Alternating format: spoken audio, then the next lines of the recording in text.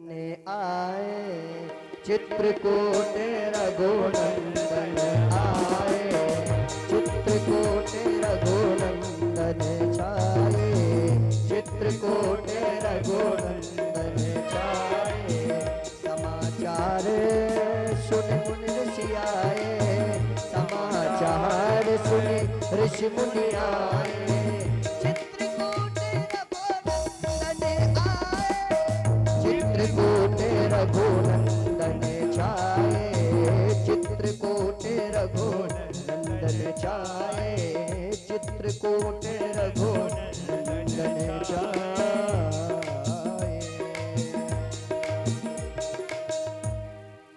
चित्रकूट का जैसे ही स्मरण करते हैं, चित्रकूट धाम में पहुंचते हैं। चित्रकूट धाम में पहुंचते ही निषाद को आज्ञा दी तो सुमंत्र जी जाकर के अयोध्या पहुंचे। अयोध्या में पहुंचते ही सुमंत्र जी शाम के समय अयोध्या पहुंचे। अब जब सुमंत्र जी शाम के समय अयोध्या क्यों गए? इसलिए सुमंत्र जी शाम के समय अयोध्या गए कि अवधपुर के वासी सुमंत्र को कहीं छेंक ना ले, कहीं घेर ना ले। जैसे ही सुमंत्र जी का रथ अवधपुर में पहुंचा, सभी अवधपुर के वासियों ने सुमंत्र के रथ को घेर लिया और यहाँ श्री रामचंद्र भगवान चित्रकूट पहुंच गए।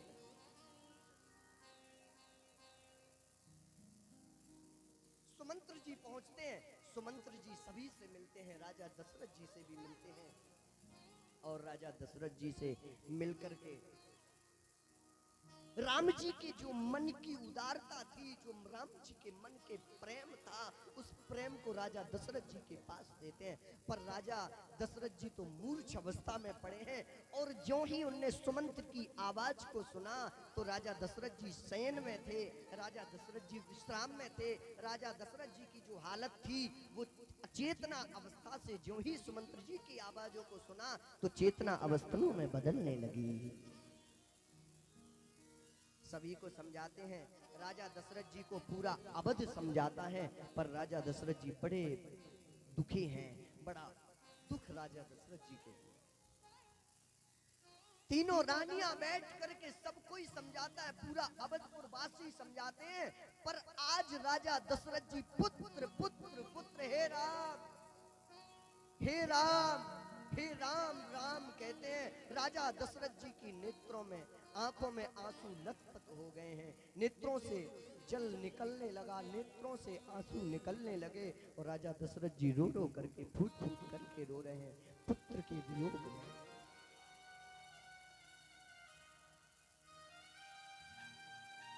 राजा दशरथ जी को बहुत समझाया जाता है, पर राजा दशरथ जी किसी की बात को नहीं मानते हैं और राम राम कह करके 6 बार राजा दशरथ जी राम का नाम लेते हैं और अपने प्राणों को त्याग देते हैं। राजा दशरथ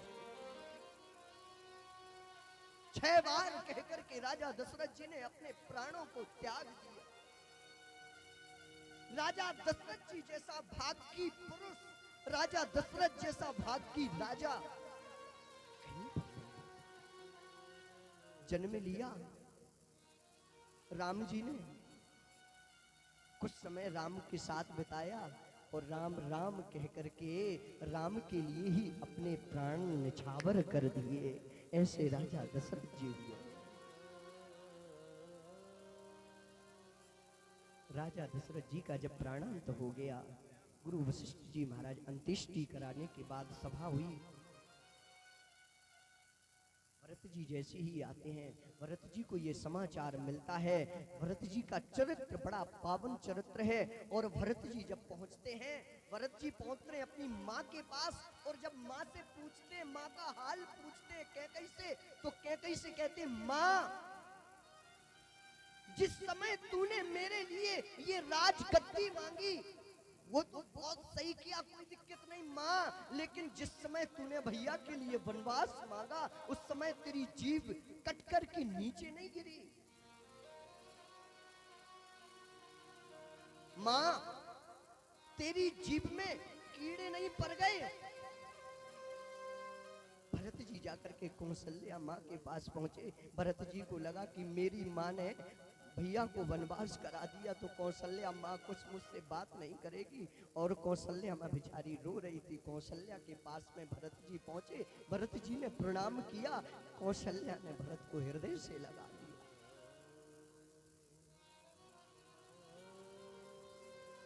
माँ का वो प्रेम होता है।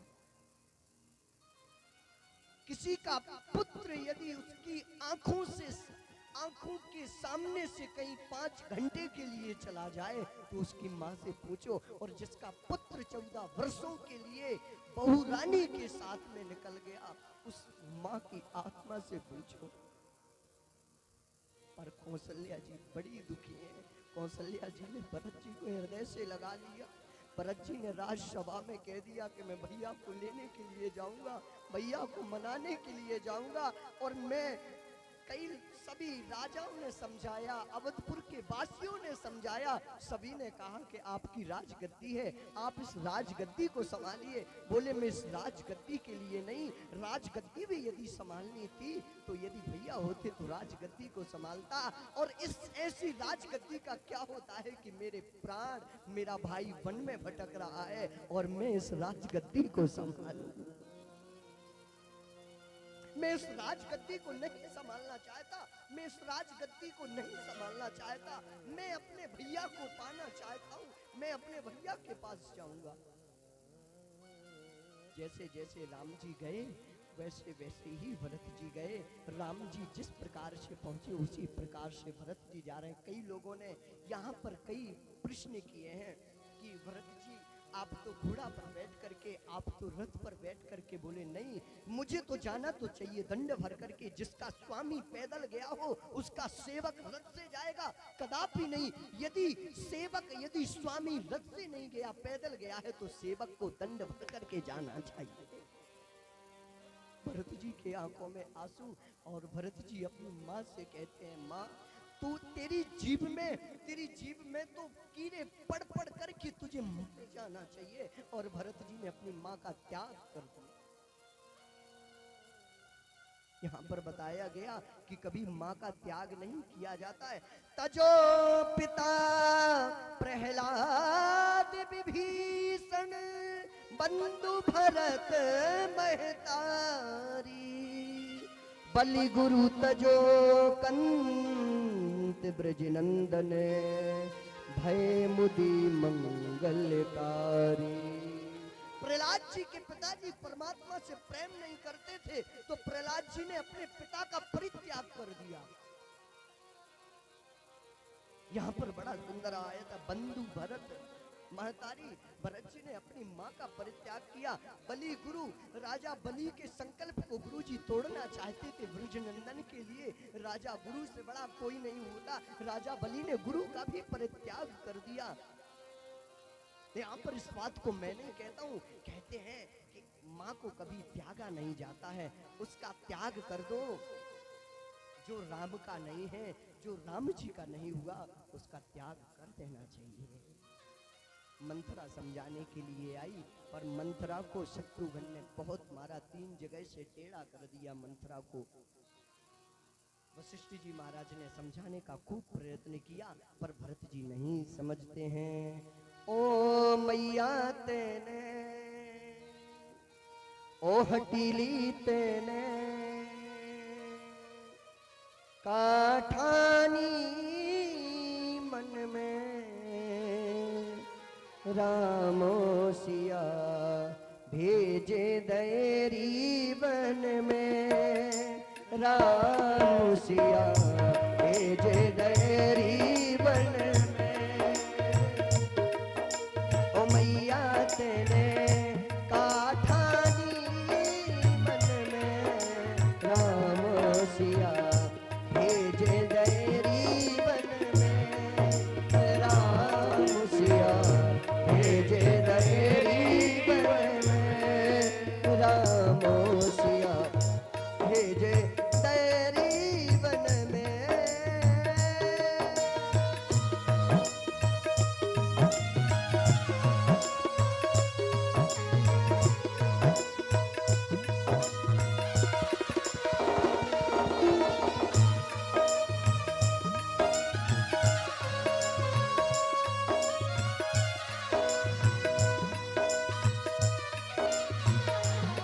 ओ जदपि भरत तेरो ही जायो, जदपि भरत तेरो ही जायो, जदपि भरत तेरो ही जायो, जदपि भरत तेरो ही जायो, तेरी करनी देख न जायो, तेरी करनी देख न जायो, अपना पद दिल आप गवायो, अपना पद दिल आप गवायो, भरत की नजरन में रामोसिया भेजे दयरी बन में, राम सिया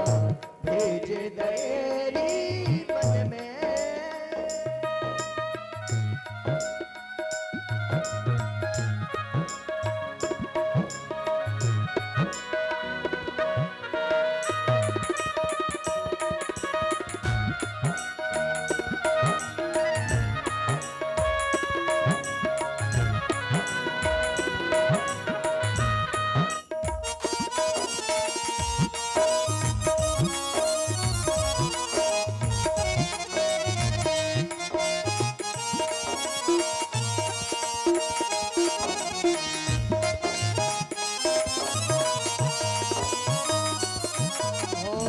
महले छोड़ वहाँ नहीं रे मढ़ैया, महले छोड़ वहाँ नहीं रे मढ़ैया, महले छोड़ वहाँ नहीं रे मढ़ैया, महले छोड़ वहाँ नहीं रे मढ़ैया, सिया सुकुमारी संग दो भैया, सिया सुकुमारी संग दो भैया, काबू पिच कर भेजत होंगे, काबू पिच कर भेजत होंगे, तीनों मेहन में रामोसिया भेजे दयरी बन में, रामोसिया भेजे दयरी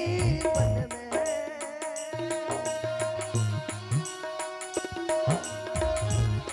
हे राम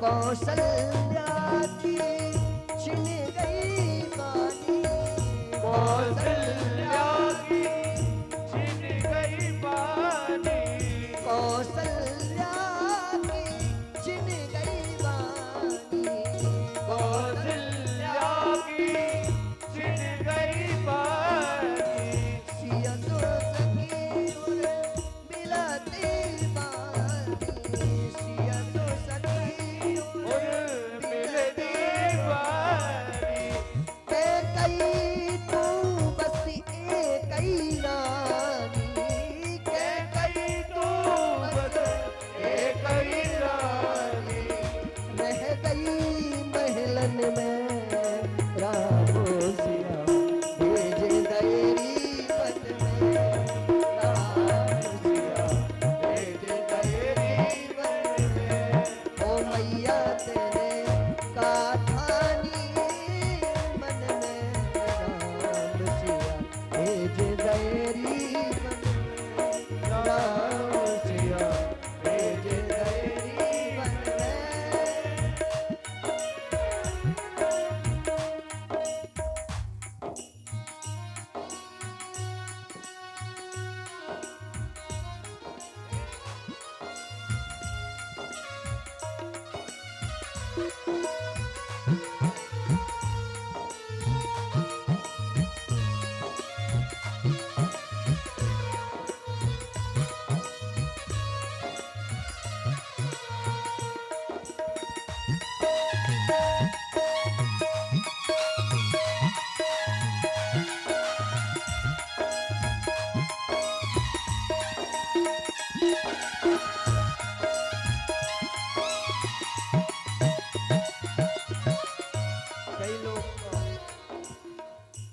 कई भक्तों का कहना होता है कि महाराज राम जी के साथ में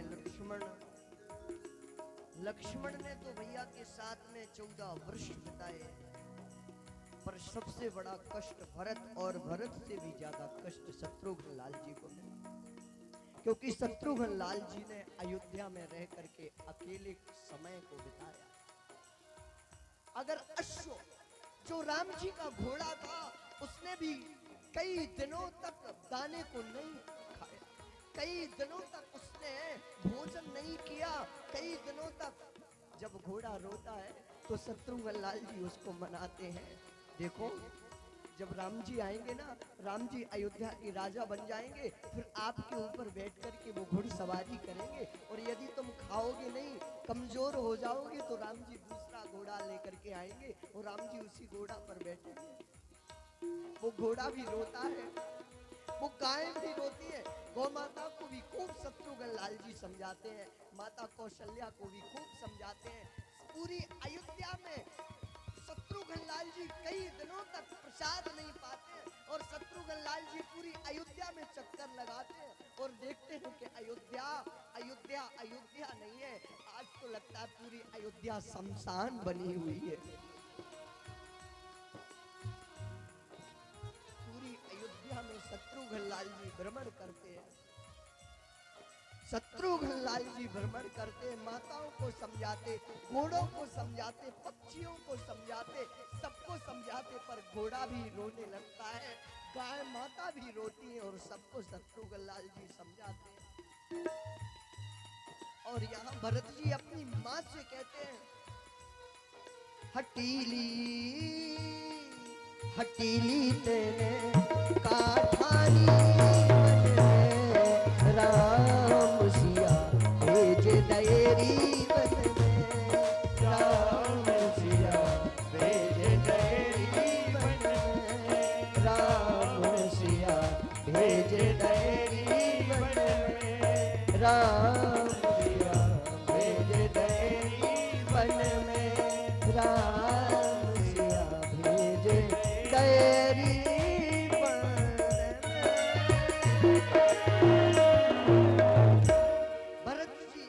राम जी को मनाने के लिए जाते हैं।